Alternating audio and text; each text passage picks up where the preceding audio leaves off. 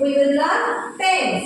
Tense means car. very good, Danny.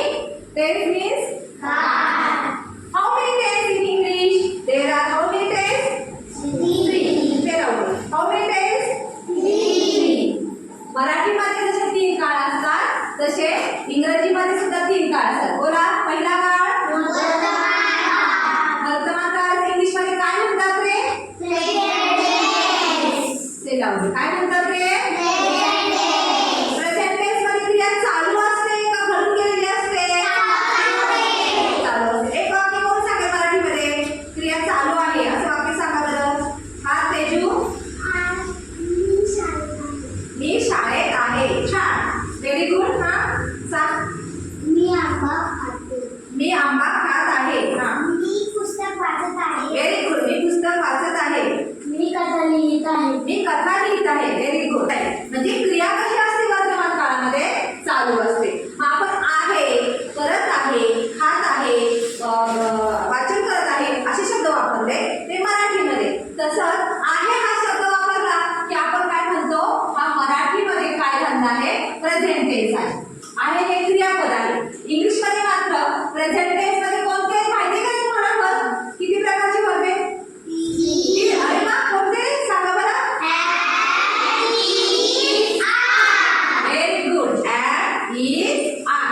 Am हे verb कोणत्या noun साठी लागतं? कोणत्या प्रोनाउन साठी वापरतात? ॲमच्या आधी कोणतं वापरतात? Very good. मग सांगा बरं आता हे काय वापरलं आपण इथं आहे? ॲम. कोणासाठी कोणाच्या आधी वापरतात फक्त? आय. आता मी दुसरं सेंटेन्स वाचा बरं.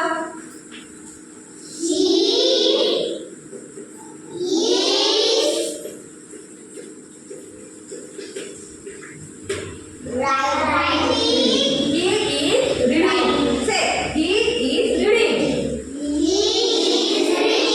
तो काय करत आहे? काय करत आहे? वाचन. रीडिंग म्हणजे काय करत आहे तो? He is reading. तो वाचन करत आहे. पहा आता जसं आपण आय, ही तसं आता वाचा बरं. रीड. यू.